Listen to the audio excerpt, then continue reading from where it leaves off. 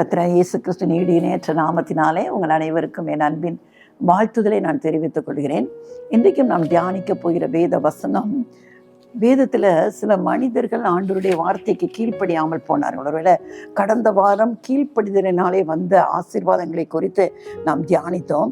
இன்றைக்கு நம்ம தியானிக்க போகிற சில காரியங்கள் கீழ்ப்படியாமல் போனபடினாலே அவருடைய வாழ்க்கையில் இழந்து போன காரியங்களை குறித்து நம்ம வாசிக்க போகிறோம்.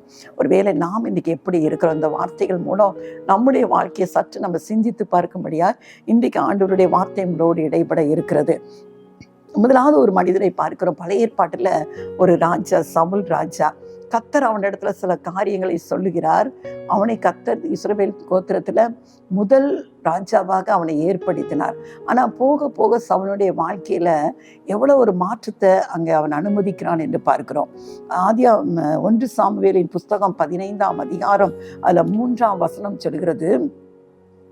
2ஆம் 3ஆம் வசனத்தை பார்த்தா உங்களுக்கு கொஞ்சம் புரியும். சேனையின் கர்த்தர் சொல்லுகிறது என்னவென்றால், இஸ்ரவேலர் எகிப்திலிருந்து வந்தபோது அமலேக்கு அவர்களுக்கு வழிமறத்த செய்கையை நான் மனதிலே வைத்திருக்கிறேன். ஒருவேளை இஸ்ரவேல் ஜனங்கள் எகிப்து தேசத்திலிருந்து அவர்கள் புறப்பட்டு விடாய்த்தவர்களாய் வந்து கொண்டிருக்கும் போது அந்த ஜனங்களை தடை செய்யும்படி அமலேக்கு அவர்களோடு யுத்தத்துக்கு வர்றதை நம்ம பார்க்கிறோம். ஆனால் ஆண்டவர் சொல்ல, அதான் என் மனசுல அப்படியே இருக்கிறது, நான் ஞாபகத்தில் அதை வைத்துக்கொண்டே இருக்கிறேன். இது நமக்கு ஒருவேளை பெரிய ஒரு ஆச்சரியத்தை கொடுக்கும். சில வேளை நம் தெய்வ பிள்ளைகளாய் நாம் வாழ்ந்து கொண்டிருக்கும் போது நமக்கு விரோதமாய் சில பேர் எழும்பி செய்கிற காரியங்களை சில வேளை நம்ம கூட மறந்து வைத்து விடுவோம். ஆனால் கர்த்தர் அதை நம்மை குறித்து அவர்கள் செய்கிற ஒவ்வொரு காரியத்தையும் அவர் மனதிலே வைத்திருக்கிறார். ஏற்ற வேளை வரும்போது அவர் நமக்காக யுத்தம் செய்கிறவராய் இருக்கிறார் என்பதை இதில் கூட நம்ம பார்க்கலாம். அந்த 3ஆம் வசனம் சொல்கிறது, இப்போதும் நீ போய் அமலேக்கை மடங்கடித்து அவனுக்கு உண்டான எல்லாவற்றையும் சங்கரித்து அவன் மேல் இரக்கம் வைக்காமல் புருஷரையும் ஸ்திரீகளையும் பிள்ளைகளையும் குழந்தைகளையும் மாடுகளையும் ஒட்டகங்களையும் கழுதைகளையும் கொன்று போட கடவா என்கிறார் என்று சொன்னான். அவனுக்கு ஒரு கட்டளை கொடுத்து அனுப்புகிறாரு. சாமுவேல் மூலமாக என்ன சொல்கிறாரு, அமலேக்கை நீ முற்றிலுமாய் மடங்கடித்து விட வேண்டும். அவனுக்கு முன்னாடி என்னெல்லாம் அவனுக்கு உண்ட எல்லாவற்றையும் நீ என்ன செஞ்சிடணும், சங்கரித்து போட்டு விட வேண்டும். அவன் மேலே கொஞ்சம் கூட நீ இரக்கம் காண்பிக்கக்கூடாது. புருஷ ஸ்திரீகள் பிள்ளைகள் குழந்தைகள் எல்லாரையும் என்ன செஞ்சிடணும், வெட்டி கொன்று போட்டணும். அது மட்டுமல்ல, மாடு ஆடு ஒட்டகம் கழுதை எல்லாம் அவனுக்கு ஃபுல்லாக கம்ப்ளீட்டாக டிஸ்ட்ராய் பண்ணி விடணும். அமலேக்குள்ள அத்தனையும் நீ, ஏன்னா என் பிள்ளைகளை அவன் வழிமறித்தான். என் பிள்ளைகளை நான் விடுதலை பண்ணி கொண்டு வரும்போது அவன் வழி மறுத்து இருந்தான். என் அன்பு தெய்வ பிள்ளைகளே, நீங்கள் தெய்வ பிள்ளைகளாய், நீங்கள் கர்த்தருடைய பிள்ளைகளாய் வாழ்ந்து கொண்டிருக்கும் போது உங்களுக்கு விரோதமாக இப்படிப்பட்ட காரியத்தை செய்கிற ஒவ்வொருவரை குறித்தும் கர்த்தர் அதை அப்படியே வைத்து நாட்கள் வரும்போது அதனுடைய பதிலை அவர் காண்பிப்பதை நம்ம பார்க்கிறோம். அதே மாதிரி தான் இங்கே கர்த்தர் அவனுக்கு ஒரு கட்டளை கொடுத்து அனுப்புகிறார். ஆனால் அந்த சவுல் என்ன செய்கிறா பாருங்க. அதே இதில் 3ஆம் வசனம் 9ஆம் வசனம் சொல்கிறது, ஆண்டவர் இதெல்லாம் செய்ய சொல்கிறாரு. சவுலும் ஜனங்களும் ஆகாகியும் ஆடு மாடுகளில் முதல் தரமானவைகளையும் 2ஆம் தரமானவைகளையும் ஆட்டுக்குட்டிகளையும் நலமான எல்லாவற்றையும் அழித்து போட மனதில்லாமல் தப்ப வைத்து அற்பமானவைகளும் உதவாதவைகளுமான சகல வஸ்துக்களையும் முற்றிலும் அழித்து போனார். ஆண்டவர் என்ன சொன்னார், ஒன்றை கூட நீ தப்ப வைக்கக்கூடாது, எல்லாவற்றையும் என்ன செஞ்சிடணும், அழித்து போட வேண்டும் என்று சொன்னார். ஆனால் சவுல் பாருங்க, மேலார் ராஜாவே தப்ப வைக்கணும். அமெரிக்கின் ராஜா யாரு, ஆகாக். அவனை தப்ப வச்சுட்டு ஆடு மாட்டில் முதல் தரம் நல்ல பெஸ்ட்டாக இருக்குல்ல, அது 2ஆம் தரம் அதையும் வச்சுக்கிட்டான். ஆட்டுக்குட்டி அதில் நலமானது எல்லாவற்றையும் அதெல்லாம் அழித்து போட அவனுக்கு மனசே வரல. அந்த பொருட்களை பார்த்து என்ன செய்யல, அழித்து போட மனதில்லாமல் தப்பு வைத்து எதை மட்டும்தான் அவன் அழித்து போட்டிருக்கான், அற்பமானது உதவாதவைகள் சகல வஸ்துக்களையும் முற்றிலும் அழித்து போட்டான். அவர் சொன்னார், நம்ம இவ்வளவு செஞ்சிட்டோம்னா அப்படி அவனுக்கு ஒரு திருப்தி. அடுத்த வசனம் சொல்லுது, அப்பொழுது கர்த்தருடைய வார்த்தை சாமுவேலுக்கு உண்டாகி அவர் சொன்னது, நான் சவுலை ராஜாவாக்கினது எனக்கு மனஸ்தாபமாய் இருக்கிறது. அவன் என்னை விட்டு திரும்பி என் வார்த்தைகளை நிறைவேற்றாமற் போனான். ஆண்டவர் சொல்கிறாரு, சாமுவேல் மூலமா சொல்றாரு, அவன் என்னை விட்டு இப்போ திரும்பி போயிட்டான், நான் சொன்ன வார்த்தையை அவன் என்ன செய்யல, நிறைவேற்றவில்லை என்று சொல்கிறான். ஆனா அடுத்தது நீங்க பாருங்க, இந்த சமுவேல் வந்து சவுலை சந்திக்க வராரு. ஆனால் சாமுவேல்ட்டு சவுல் என்ன சொல்கிறார் பாருங்க, 13ஆம் வசனம் சொல்கிறது, சாமுவேல் சவுலிடத்தில் போனான். சவுல் அவனை நோக்கி, நீ கர்த்தரால் ஆசீர்வதிக்கப்பட்டவர், கர்த்தருடைய வார்த்தையை நிறைவேற்றினேன் என்றான். அவன் கர்த்தருடைய வார்த்தையை நிறைவேற்றல, ஆனால் சாமுவேல் தீர்க்கதரிசிட்ட போய் சொல்றான், நான் கர்த்தருடைய வார்த்தையை நிறைவேற்றினேன் என்று சொல்கிறான். ஒன்று சாமுவேல் கேட்குறாரு, அப்படியான காதுகளில் விழுகிற ஆடுகளின் சத்தமும் என்கிறதுக்கு கேட்கிற மாடுகளின் சத்தமும் என்ன? ஆனால் எனக்கு கேட்குது, ஆண்டவர் எல்லாவற்றையும் அழித்து போட்டார், ஆனால் இப்போ எனக்கு ஒரு சத்தம் கேட்குது, ஆடு சத்தம் கேட்குது, மாடு சத்தம் கேட்குது, அது என்ன என்று கேட்கிறார். இந்த 19ஆம் வசனம் பாருங்க, 17லேருந்து சாமுவேல் அவர்கிட்ட பேச ஆரம்பிக்கிறாரு. ஆண்டவர் என்கிட்ட என்ன சொன்னாருங்கிறத நான் இப்போ உனக்கு சொல்கிறேன்னு சொல்றாரு. நீர் உம்முடைய பார்வைக்கு சிறியவராய் இருந்த போது அல்லவோ இஸ்ரவேல் கோத்திரங்களுக்கு ஆண்டவர் உன்னை தலைவராக்கினார். கர்த்தர் உம்மை இஸ்ரவேலின் மேல் ராஜாவாக அபிஷேகம் பண்ணிவித்தாரே. இப்போதும் கர்த்தர், நீ போய் அமலேக்கியராகி அந்த பாவிகளை சங்கரித்து அவர்களை நிர்மூலமாக்கி தீரு மட்டும் அவர்களோடு யுத்தம் பண்ணு என்று சொல்லி உம்மை அந்த வழியாய் அனுப்பினார். நீர் கர்த்தருடைய சொல்லை கேளாமல் கொள்ளையின் மேல் பறந்து கர்த்தருடைய பார்வைக்கு பொல்லாப்பானதை செய்தது என்ன என்றான். ஏன் இப்படி செய்தான்னு கேட்கிறாரு. அதுக்கு அவன் பழியை யார் மேல சொல்றான்னு தெரியுமா? அதே அதிகாரம் 21ஆம் வசனம், ஜனங்களோ உம்முடைய தேவனாகிய கர்த்தருக்கு கீழ்காலிலே பலியிடுவதற்காக கொள்ளையிலே சாபு தீடாக மாடு மாடுகளிலே பிரதானமானவர்களை பிடித்து கொண்டு வந்தார்கள் என்றான். இப்போ என்ன சொல்றான், உமக்கு கர்த்தருக்கு பலியிட முடியாதான் இதெல்லாம் ஜனங்கள் பிடித்து கொண்டு வந்தார்கள் என்று சொல்லி. அப்பதான் சாமுவேல், இந்த வார்த்தையை நம்ம மறந்து போகவே கூடாது. 22, 23 நீங்க நன்றாக மனப்பாடம் படித்து வைக்க வேண்டிய ஒரு வார்த்தை. 1 சாமுவேல் 15ஆம் அதிகாரம் 22, 23. அதற்கு சாமுவேல், கர்த்தருடைய சத்தத்திற்கு கீழ்ப்படுகிறதை பார்க்கிலும் சர்வாங்க தகனங்களும் பலிகளும் கர்த்தருக்கு பிரியமாயிருக்குமோ? பலியை பார்க்கிலும் கீழ்ப்படிதலும் ஆட்டுக்கடாகளின் இனத்தை பார்க்கிலும் செவி கொடுத்தலும் உத்தமம். ரெண்டகம் பண்ணுதல் வில்லு சுனிய பாவத்திற்கும் முரட்டாட்டம் பண்ணுதல் அவபக்திக்கும் விக்கிரக ஆராதனைக்கும் சரியா இருக்கிறது.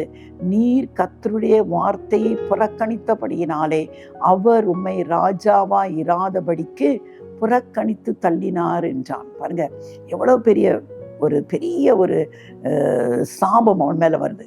நீர் ஆண்டவருடைய வார்த்தையை புறக்கணித்தபடினாலே அவர் உம்மை ராஜாவாய் இராதபடிக்கு. ஏன்னா நீர் சிறியவராய், உங்களுடைய கோத்திரத்திலே நீர் சிறியவராய் இருக்கும்போது கர்த்தர் உங்களை அதை தெரிந்தெடுத்து இஸ்ரவேல் ஜனங்களுக்கு முதல் ராஜாவாக ஏற்படுத்தி கொடுத்தார். எந்த தகுதியுமே இல்லாத அந்த சவுலுக்கு. ஆனா ஆண்டவர் கொடுத்த வார்த்தையை நீ புறக்கணித்தபடினாலே இன்றைக்கு நீர் ராஜாவாய் இராதபடிக்கு கர்த்தர் உன்னை புறக்கணித்து தள்ளினார். அதுக்கு 22ஆம் வசனத்தை வாசிக்கும் போது, கர்த்தருடைய சத்தத்துக்கு கீழ்ப்படுகிறதை பார்க்கலாம் சர்வாங்க தகனங்களும் பலிகளும் கர்த்தருக்கு பிரியமா இருக்குமா? கொஞ்சம் யோசித்து பாருங்க. இன்னைக்கு நிறைய பேர் என்ன செய்யறாங்க தெரியுமா? ஆலயத்துல போய் எவ்வளவு காணிக்கை கொடுத்துட்டோம், இல்ல ஆடு மாடு ஆசனத்திற்கு அதை கொடுத்தோம் இதை கொடுத்தோம், இதெல்லாம் செய்துட்டா கர்த்தர் பிரியமா இருப்பாரு, நம்முடைய வாழ்க்கையை நம்ம மனம் போல வாழ்ந்து கொண்டு இருப்போம், ஆனா இதை மட்டும் செய்துட்டா ஆண்டவர் நம்ம மேல பிரியமா இருப்பார் என்று சில தப்பு கணக்கு போட்டு கொண்டு இருக்கிறார்கள். கர்த்தர் அதையெல்லாம் விரும்பவே இல்லை. நம்முடைய வாழ்க்கை சரியாக இருக்கணும்.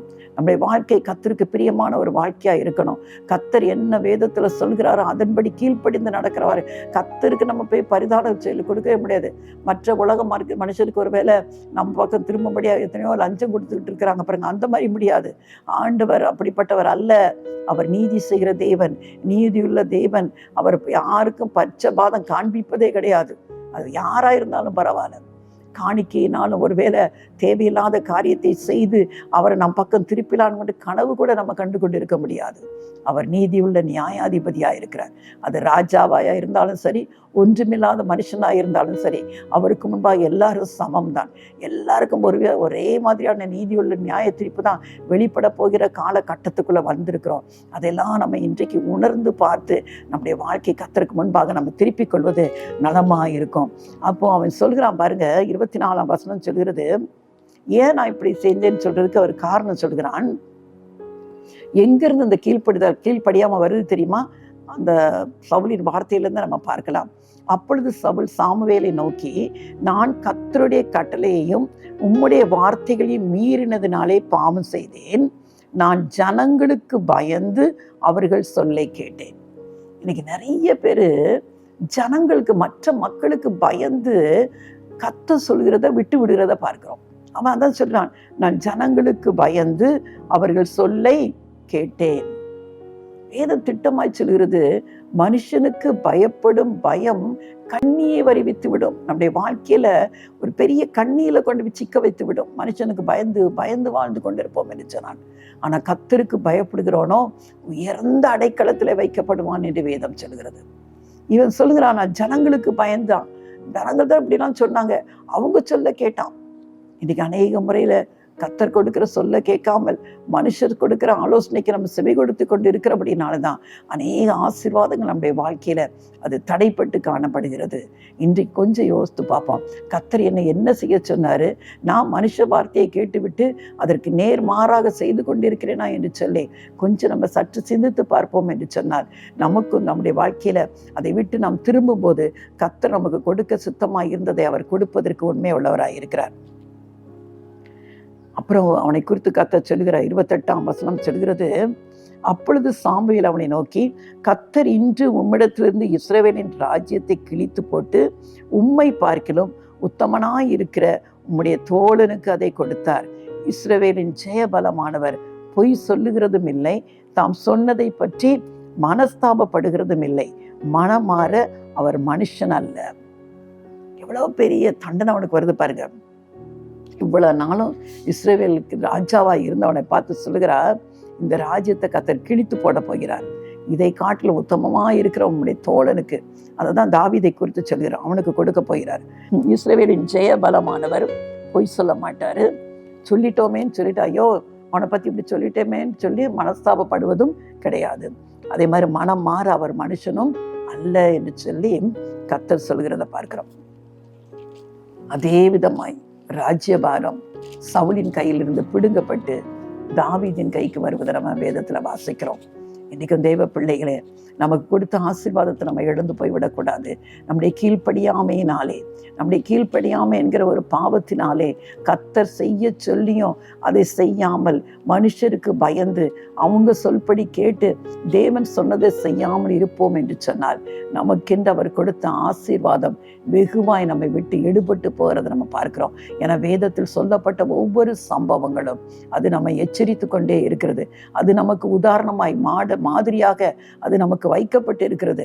அதனால தான் இந்த வேதத்தை நம்ம வாசிக்கும் போது ஒவ்வொரு பகுதியில இருந்தோம் நாம் என்ன காரியத்தை கற்றுக்கொள்ள வேண்டும், எதை நம்ம ஏற்றுக்கொள்ள வேண்டும், எதை நம்ம வாழ்க்கையிலிருந்து உதறி தள்ள வேண்டும் என்பதை அதிகமாய் நாம் சிந்திக்க வேண்டிய காலகட்டத்தில் இருக்கிறோம். இதன்படி நம்ம உத்தமமாய் வாழ நம்மை ஒப்பு கொடுப்போம் என்று சொன்னால் நம்மை போல ஸ்லாக்கியம் பெற்றவர்கள் யாருமே இருக்க முடியாது. ஆண்டவர் நமக்கு அப்படி ஒரு சமாதானத்தை கொடுப்பாரு. பணம் இருக்கோ இல்லையோ அது பெரிய காரியம் இல்லை. யார் கர்த்தருடைய வேதத்தின்படி நடக்கிறார்களோ அவர்கள் பாக்கியவான்களா இருப்பார்கள். அவருடைய வாழ்க்கை ஆசீர்வதிக்கப்பட்ட வாழ்க்கையா இருக்கும். அவங்க வாழ்க்கையில அந்த சமாதானத்தை யாரும் எடுத்து போடவே முடியாது. ஏன்னா ஆண்டவர் சொன்னார், என் சமாதானத்தை உங்களுக்கு வைத்து போகிறேன், உங்களிடத்துல இருந்து யாரும் என் சமாதானத்தை பறித்து கொள்ள முடியாது என்று சொல்கிறார். நம்ம செய்ய வேண்டியதெல்லாம் அவர் நம்முடைய வாழ்க்கையில நம்ம எதை செயல்படுத்த வேண்டும் என்று சொல்லி விரும்புகிறாரோ அதை மட்டுமே செய்யும்படியா நம்மை ஒப்பு கொடுப்பான். இது பழைய ஏற்பாட்டு சவுல். ஆனா புதிய ஏற்பாட்டுல ஒரு சவுலை நம்ம பார்க்கிறோம். அப்போஸ்தலர் நடபடிகள் 9ஆம் அதிகாரம் 6ஆம் வசனத்தை பாருங்க. அவன் நடுங்கி திகைத்து, ஆண்டவரே நான் என்ன செய்ய சித்தமாய் இருக்கிறீர் என்றான். அதற்கு கர்த்தர், நீ எழுந்து பட்டணத்துக்குள்ளே போ, நீ செய்ய வேண்டியது அங்கே உனக்கு சொல்லப்படும் என்றார். ஒரு காலத்துல சவுல், பிறகு சவுல் என்கிற பெயர், அவன் ரெண்டுமே சவுல் பவுல் ரெண்டுமே அவனுடைய பேர் தான். பவுல் என்று அழைக்கப்பட்ட அந்த சவுல் ஆண்டவருடைய பிள்ளைகளை துன்பப்படுத்தும்படி, அந்த 1ஆம் வசனம் நமக்கு தெரியும். சவுல் என்பவன் இன்னும் கர்த்தருடைய சீஷரை பயமுறுத்தி கொலை செய்யும்படி சீரி பிரதான ஆசாரியத்துக்கு போய், இந்த மார்க்கத்தாராகிய புருஷரையாகிலும் ஸ்திரீயாகிலும் நாங்கள் கண்டுபிடித்தால் அவர்களை கட்டி எருசலேமுக்கு கொண்டு வரும்படி தமஸ்குவில் உள்ள ஜெப ஆலயங்களுக்கு நிருபங்களை கேட்டு வாங்கினான். ஆண்டவருடைய பிள்ளைகளை சித்திரவதை செய்யணும், அவங்கள கொலை செய்யும்படி அவர் வெறியோடு பெறப்பட்டு போனவன் தான் இந்த சவுல். ஆனா வானத்திலிருந்து ஒரு ஒளி அவனை சுற்றி பிரகாசித்தது. இந்த சம்பவம் நமக்கு தெரியும். அவன் தரையிலே விழுந்தான். அப்பொழுது சவுலே சவுலே, நீ என்னை ஏன் துன்பப்படுத்துகிறாய் என்று தன்னுடனே சொல்லுகிற ஒரு சத்தத்தை கேட்டான். அதற்கு அவன், ஆண்டவரே நீர் யார் என்றான். அதற்கு கர்த்தர், நீ துன்பப்படுத்துகிற இயேசு நானே, முள்ளில் உதைக்கிறது உனக்கு கடினமாம். தன்னை வெளிப்படுத்துகிறார். நீ யாரை, எந்த பிள்ளைகளை நீ கொலை செய்ய வேண்டும் என்று சொல்லி இன்றைக்கு நிருபத்தை பெற்றுக்கொண்டு போயிருந்தோம், அந்த பிள்ளைகளுடைய தேவன் நான் தான், இயேசு கிறிஸ்து என்று தன்னை வெளிப்படுத்துகிறார். நீ எதில் போய் உதைச்சிட்டு இருக்க, நீ யார்கிட்ட போய் சண்டை போட்டுட்டு இருக்கிற? ஒரு முள்ளில் போய் நம்ம உதைச்ச யாருக்கு வலிக்கும்? முள்ளுக்கு வலிக்குமா, நம்ம காலுக்கு வலிக்குமா? அதான் கேட்குறாரு, முள்ளில் உதைக்கிறது உனக்கு கடினமா? உடனே அவன் பயந்துடுறான். உடனே கேட்குறான் பாருங்க, ஆண்டவரே நான் என்ன செய்ய சுத்தம்? இதுவரைக்கும் அவருடைய பிள்ளைகளை பகைத்து வெறுத்தவன் உடனே இயேசுவை பார்த்து சொன்னான், ஆண்டவரே நான் என்ன செய்ய சுத்தமாக இருக்கிறேன். கத்த சொல்கிறார், நீ போ, நீ பட்டணத்துக்குள்ள போ, உனக்கு செய்ய வேண்டியதெல்லாம் அங்கே சொல்லப்படும் என்கிறார். அது மட்டுமல்ல, அவனை குறித்த ஆண்டவர் அவன் என்ன செய்ய வேண்டும் என்பதை அந்த அப்போஸ்தலர் 9:15 நம்ம பார்க்கலாம். அதற்கு கர்த்தர், நீ போ, அவன் புறஜாதிகளுக்கும் ராஜாக்களுக்கும் இஸ்ரவேல் புத்திரருக்கும் என்னுடைய நாமத்தை அறிவிக்கிறதற்காக நான் தெரிந்து கொண்ட பாத்திரமா இருக்கிறான். சவுலை எதுக்கு கர்த்தர் தெரிந்து கொண்டாராம்? புறஜாதிகளும் ராஜாக்களுக்கு இஸ்ரவேல் புத்திரர் எல்லாருக்கும் என் நாமம் இயேசு என்கிற நாமத்தை அறிவிக்கிறதுக்காக நான் தெரிந்து கொண்ட ஒரு மனுஷன்தான் சவுல் என்று சொல்கிறார். அவன் என்னுடைய, அது மட்டும் இல்லை, அவன் என்னுடைய நாமத்தின் நிமித்தம் எவ்வளவாய் பாடுபட வேண்டும் என்பதை நான் அவனுக்கு காண்பிப்பேன்.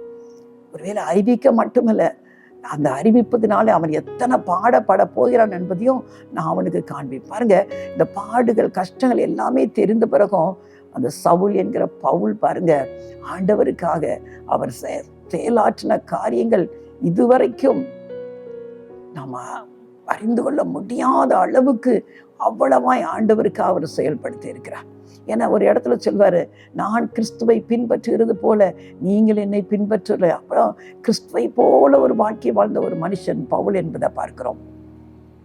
ஆண்டவருக்காக ஒரு நாள்ல எப்படி ஆண்டவரை விரோதித்தாரோ, ஆனால் இன்றைக்கு ஆண்டவருடைய சத்தத்தை கேட்டு அவருடைய சத்தத்துக்கு கீழ்ப்படிந்து தன்னை அவருடைய அழைத்த அழைப்புக்கு செவி சாய்க்க ஒப்பு கொடுத்தாரோ, இந்த பரிசுத்த வேதாகமத்தை கிட்டத்தட்ட 14 நிருபங்களை இந்த வேதத்தில் நிறைய எழுதுறது பவுல் தான்.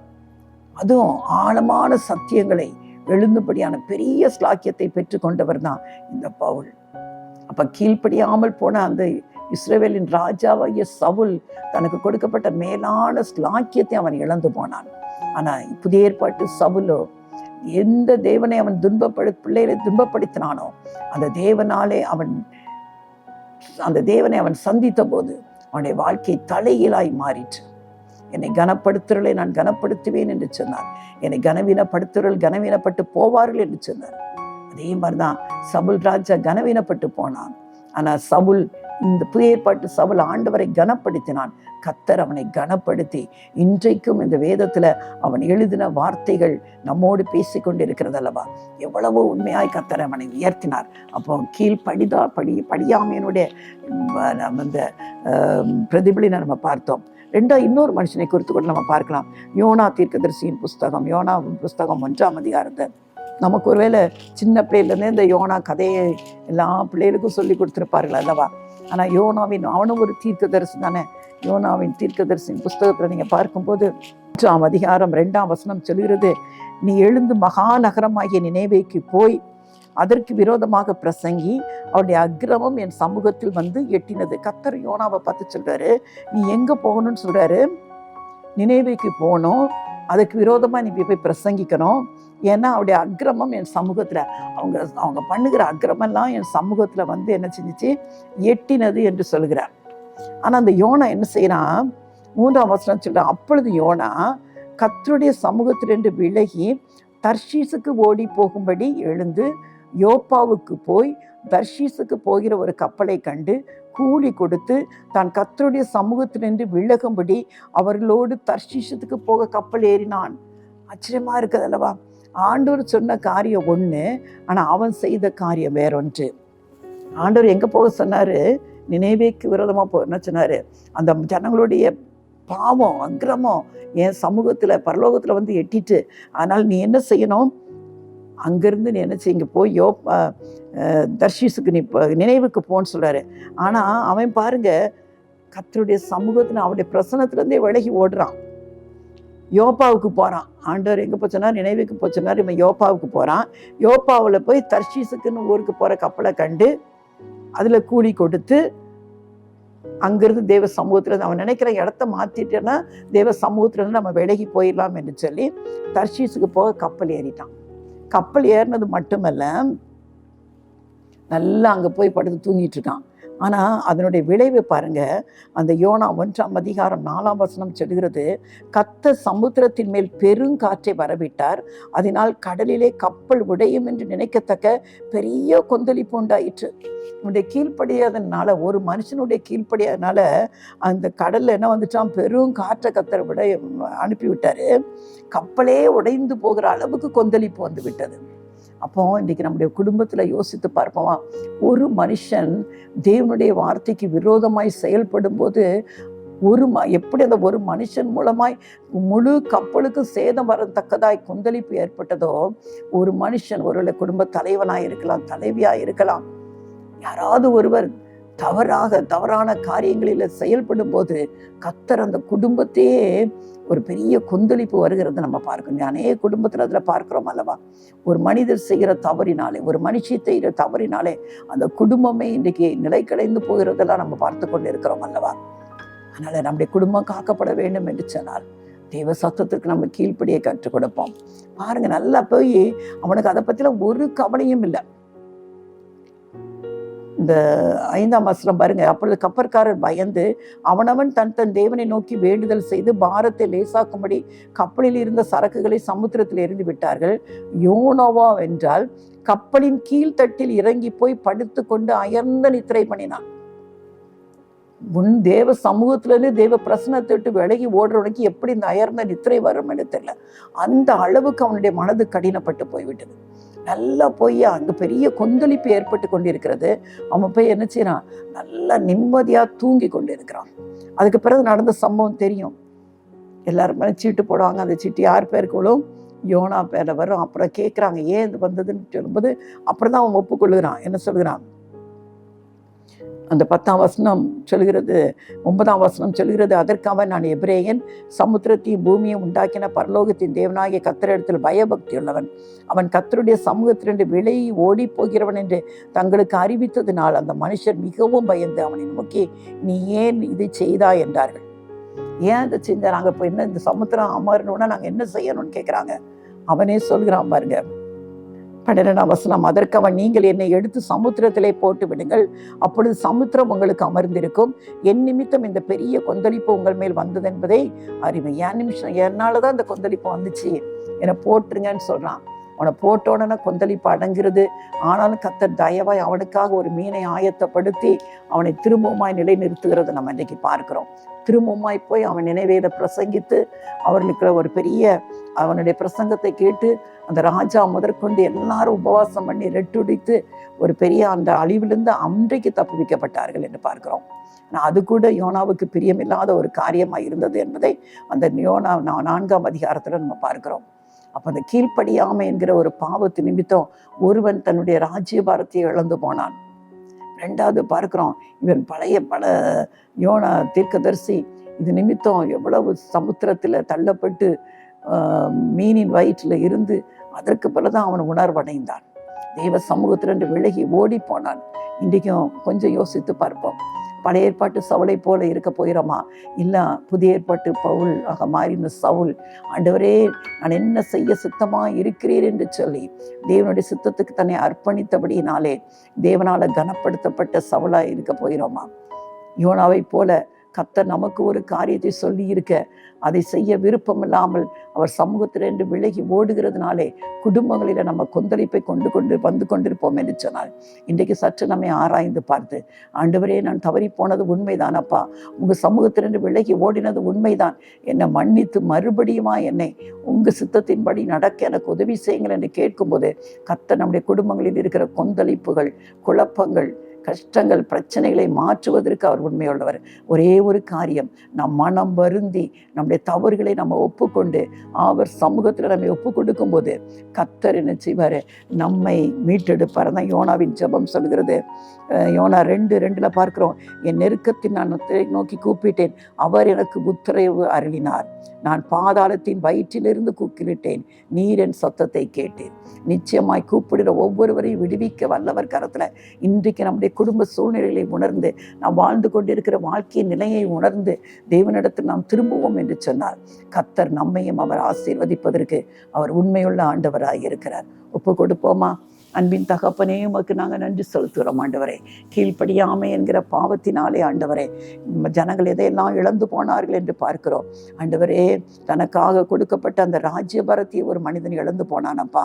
ஆனால் கீழ்ப்படிந்த ஆண்டவரே அப்போஸ்தலனாகிய பவுலுடைய வாழ்க்கையில் ஆண்டவரே கர்த்தர் அவனை கொண்டு ஆண்டவரே இன்றைக்கும் நாங்கள் வாசித்து கொண்டிருக்கிற 14 நிருபங்கள் ஜீவனுள்ள வார்த்தைகளை நாங்கள் வாசிக்கும்படியாய் எங்களுடைய வாழ்க்கையில் மாற்றத்திற்கு காரணமாய் அது அமையும்படியாய் கர்த்தர் நீர் அவனை கொண்டு எழுதின ஒவ்வொரு வார்த்தைகளுக்காக நன்றி செலுத்துகிறோம் ஆண்டவரே.